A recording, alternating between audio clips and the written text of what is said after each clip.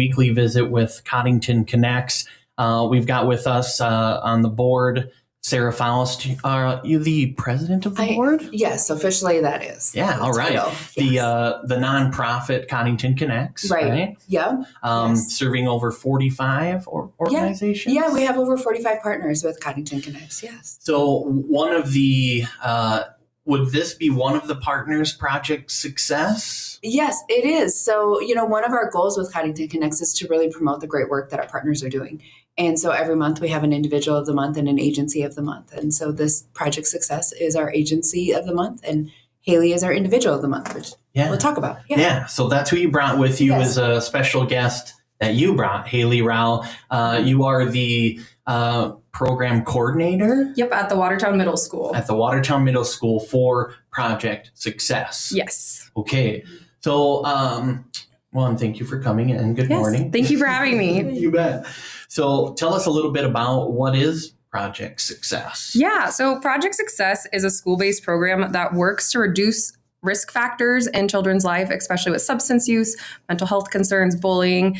And we do this in a variety of ways by identifying these issues through screenings, and those can be referred by any teacher, parent, coach, any concerned individual. We'll see a student for a screening, and we kind of look at the whole life picture. We look at how's their social life doing, how's their family life doing, and then we can cater a program, whether it's to refer them to extracurriculars like Boys and Girls Club or a school sport, or we can do individual sessions and do some goal setting with them and work on different things that just really will help them be a well-rounded student and hopefully a well-rounded adult.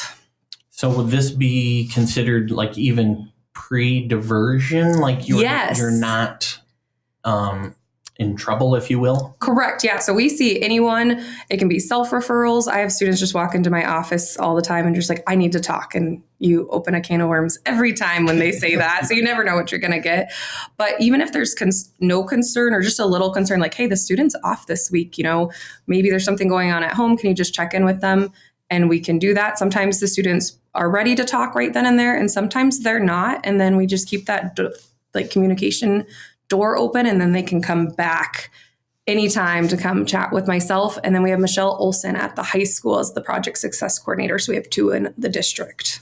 And so basically a student or maybe even a parent could reach out to you as well if the student brought something up at home. Yep. And you just kind of walk them through whatever their concern is individually, I suppose. Exactly. Is there a common a common concern maybe that some of them have? Yeah. So it changes year to year. I would say anytime you're in Project Success, your year before is never going to be your next year because it's always growing. The last 2 years, I would say vaping is a big concern, whether they're being peer pressured into vaping or students have dabbled in vaping and want to stay away from it. And another one is if they have siblings or parents that might be using substances and they don't know how to navigate that themselves, like those feelings. Mm-hmm. And if they're using it in a healthy way, like monitoring how much they use, or if they're worried that maybe one of their parents or older siblings might have a substance use problem. So you'll have a middle school student come to you about wanting to stop vaping? Yes. Really? Yes. Well, that's pretty cool. It is very cool. I would say when I first started in 2023, it was a lot of them already had gotten in trouble. And so then it was the consequence afterwards. And now I would say most of my students that do want to quit vaping, it's almost always self-reported. They're typically not in trouble yet. So that's been a big shift in the last 3 years. That's been really exciting. You think that's education, awareness, that kind of thing that's changed a lot of that? Yes. I, as the middle school Project Success Coordinator, go into their health classroom for 10 lessons. And we do the first 10 lessons on skill building. So that's identifying goals, making good decisions, emotions, regulation, and then communication. And then the last 5 lessons are on substance use. So we talk about tobacco, nicotine, alcohol, marijuana, and a little bit about street drugs and prescription drugs. And so they get to see me in their classroom setting, but so then they have a face to the name of like, oh, I can go to this person to talk about it, and they're not going to judge. Mm-hmm. And I suppose it's changed a little than whatever generation of parents, what maybe they grew up with as far as how to get tobacco or what was available for tobacco. Now there's your Zins and these and that. I don't even know what's all out there, but there are so many different the pouches and things. So, Yeah.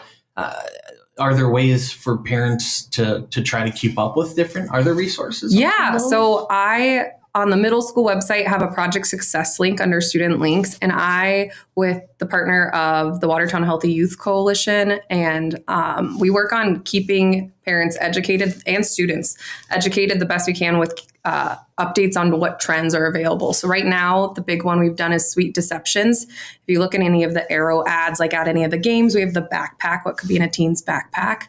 And it has a QR code. So you have to find the 5 products, and then you scan the QR code to see if you found those 5 products. And one is the Zyn, the nicotine pouches. Then we do a vape, a cart, which is a THC pen or a vape. And they look pretty identical, as well as like an alcoholic drink. And I can't remember what THC gummies kind of thing that can look copycat packaging. Mm-hmm. So we just want to make parents and children aware of some of these products that are meant for adult use look like children products, and how to keep those locked up if people have them at home. Mm-hmm. And aside from them, being unhealthy and so on, they're also like felony with some of those. Yeah. So, and I would say right now, because of some of the gray area in the law, some of the THC products do charge out as a felony, and the people who are getting those felony charges are the teenagers. Mm-hmm. Because if adults seen with a vape, you kind of just like, oh, they're 21, they can have a vape. But if a kid's seen with a vape, they automatically get a tobacco ticket. Well, now their police department has to look and see if these are actually tobacco vapes or are they THC vapes. Yeah. Wow. So talk to me a little bit about this PEEPS as well, because you also have seen success with that. Yeah. Growing, so PEEPS is Peers Educating and Encouraging Peers, and it's a student-led group that they focus on what issues are in the school that they want to address. So my first year, hygiene was the big one. So we've spent a lot of time on addressing how to promote good hygiene, how to politely tell someone to wear deodorant, things like that. Then the next year, it was more kindness has been the big one. And then this year, I would say bullying's been our bigger target of just how to say things appropriately, avoid saying slurs. Some of my peeps did like a no naughty words November just as their own personal goal, because they just really wanted to see the language change in the school. Like cursing or? Yep. Okay. Cursing, anything that just could be seen as inappropriate. Even if it was a sarcastic joke, they're like, let's just not do that right now. Wow. Did they report whether it was really difficult? Some did have challenges. I think it was more harder for the adults than anything, because they were like, oh, I'm going to try to practice this at home too. And yeah, I was not as successful as my students were. Yeah. It's like, and they would hold you accountable, because even if you'd say like something that could see as kind of gray, not bad in normal adult language, they would hold you accountable for it. Yeah, I think we probably don't, we don't notice that sometimes. It just kind of comes, comes out. So that's very cool. So yeah, you saw that kind of grow from like 13 or so to an average of 80 some a month. Yeah, right? I have so when I open it up, I can take about 25 to 30 kids by myself. If I have one of my co-teachers come in, Mrs. Conroy, she'll help me supervise, just because it can get a lot when we have more than 30 kids in there. Mm-hmm. And I do average about 90 students that come in and out throughout the month. Wow. So that's amazing. And like you had said, a lot of these are coming to you because they want to talk to you about what they can need help with. Yeah, exactly. So. And then we also have natural helpers in the school as well. And that program is neat because we already know that kids can be natural resources. So we took 45 students and had them trained on how to be a natural helper. And so if they don't feel comfortable going to an adult, they can go to these other students in the school. So now we just opened up 45 more resources for kids to be able to go to. And these students were elected by their peers. So adults didn't really have a say in this. This is what kids thought, like, I see this kid as a natural helper, and so I think they should be one. And so between PEEPS and natural helpers, we have about almost 130, 40 students that are just willing to help around with their peers in the middle school, which is really cool. Yeah, that's huge. I went to school in Castlewood and there's 30 kids in my class. So yeah, so that's having someone to turn to is huge when you're, in middle school at that age, when you're going through those things. And I can't imagine the stress of today's children versus, even 5 years ago and so on. So, now, is there other things that you want to touch on with Project Success that you've seen, that have, come to fruition since you've developed it? Yeah. So Project Success has been around for, I think, since 2013. This is my third year, but fourth school year, because I started in the halfway part of the 2022-2023 school year. And it's such a cool program because it is a partnership between the Human Service Agency and the Watertown School District. So even if a student gets caught at the intermediate school, myself or Michelle can go help, or if we get a referral from there. And then we really partner with the diversion and the Codington court system to be able to provide that kind of continuum of care. So if they are in legal trouble, we can go help identify what that cause is and help set up some recommendations. So when they're on diversion, that they have a successful plan that they can follow. And we always try to approach it as like more of a restorative manner versus a punitive manner. Like we want to be able to help them get the skills that they need to be successful rather than just punishing them for, getting in trouble. I always tell them, I was like, it would be hard to be a teen right now with the amount of access to everything. Mm-hmm. I, graduated high school 11 years ago, and I remember vapes just coming to the surface like right as I was graduating, and now just the access and the ads and all of it. So I always try to validate the kids' feelings. Like it is hard to be a teenager right now and not know the effects of all these products, and how do you navigate being around all of it? Mm-hmm, absolutely. And so, they agree with you on all of that. And basically that's probably what they're saying. I wonder sometimes how you get access to it, but then I remember, I had to get it at some point too in my life. So, so you will get referrals though, mm-hmm. also from like teachers or administration that maybe there's this child that they're not in trouble, but mm-hmm. maybe it's someone we should just, give a little attention to, or just kind of keep an eye on or something like that? Yeah. We partner really closely with our school counselors as well. So Michelle is actually located in student services with her school counselors. And then I am on the other side of the building. So at least there's an adult, like a helping adult on the 7th grade side, and then our school counselors on the 8th grade side. And so if they're even counseling students and have a concern, they brought up substance use, then they'll refer to us. Or if a parent calls and says, hey, talks to the front desk or our principals, like, I found a vape in my kid's backpack at home. What do I do? Then they'll refer to myself or Michelle, depending on which school they're at. Okay. Wow. And you also do help with the Carnival of Careers too? Yes, that started last year. The middle school started incentive days. So if you have your ABCs, your attendance, your behavior, and your classwork is all in order, you can have a fun afternoon. And I grew up in a small town, really valued community, and I wanted Watertown, and I know they feel that way too, but I wanted our Watertown businesses to see our middle schoolers. So our Carnival of Career this year is going to be on March 13th, which is a Friday the 13th. Makes me a little nervous, but it'll go great. But we host anywhere from 30 to, I'm hoping to have about 40, 45 businesses, and they come and play Minute to Win It challenge games, carnival games with the kids, and just get to see the kids. Mm-hmm. And it's a lot of fun because we have businesses come from Watertown, but we also have like SDSUs coming. We've had a YouTuber from North Dakota come down who does like repair vehicles videos, and we just have the most wide variety of businesses, and it's just to show the kids that there's more careers out there than you think. Mm-hmm. Yeah. Well, especially at that age too. That's awesome. That's a really good idea. Yeah. So, very cool. You just put that together yourself and just kind of started that. Yeah. What can we do to bring the community in? The PEEPS, they help plan most of it. So they're actually the ones who reach out to the businesses. So we have the students send the emails, which sometimes is a task in itself because you're teaching them to make sure, but it's a good skill for them to have. How do you send a professional email? Sure. And then we work with our teachers and our admin and the school counselors, and we're partnering with Lake Area Tech quite a bit this year that they're going to host some breakout sessions so kids can go learn a little bit more individual and hands-on time for about 20 minutes. So I'm excited to see what this year holds. Wow. That's awesome. Did you have any questions on this, by the way? No, I'm just amazed at what you're doing for the teens. And I think that's great. And I think it's great they're coming to you. So it's like they're volunteering to ask you for help and things like that. So I think that's great. I think it's awesome. I think it's great you're raising health awareness with the vaping, because I have a set of twins and my boy was vaping and he was having lung trouble. And I said, that's what's causing that. So, and he talked to his teacher and they got him squared away, because mom just has rules. Yeah.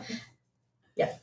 Good. And so also I have to mention that you've got a couple horses and a gecko. So, because I know Doreen, she loves geckos and snakes. I do. My awesome. Halloween costume for the middle school this year was Stanley Yelnats from Holes. And I took a picture with my gecko because I was dressed up in the orange jumpsuit. So yes. That's awesome. I have a stuffed gecko in my office that the kids all named George because I brought it to school for Halloween and it's not allowed to leave. Oh, very cool.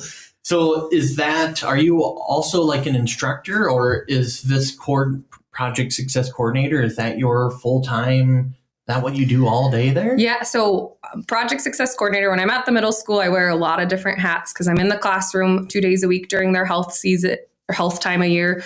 And then I also do like an advisory lessons with the PEEPS. So they plan it and we pass it out to the whole school. And then I'm the natural helper advisor.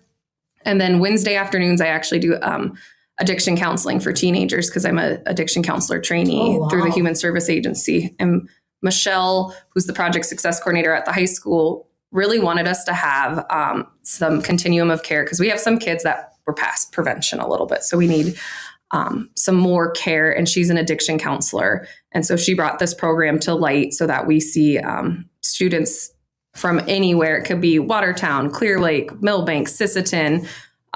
We've seen kids from Aberdeen come this way, and we do provide an eval, and then we can do individual services, or if we have enough kids, we can do group counseling as well. Wow. And you're not a doctor? I'm not. Jeepers, you should be. My husband says I should. Yeah. He said that I'm not ready for my doctorates yet because I've been in school. I'm just finishing my master's this May. So no way. Yeah. Well, pre-congratulations. Thank you. Wow. I'm a proponent of the experience degrees, wow. And dealing with young, I don't know if they're young adults yet, but students, young students. And at that age, it's the psychology already that they have had to develop, and it's so complex. It is. And I would say, because I got my master or been getting my master's older versus just right out of college, things like that.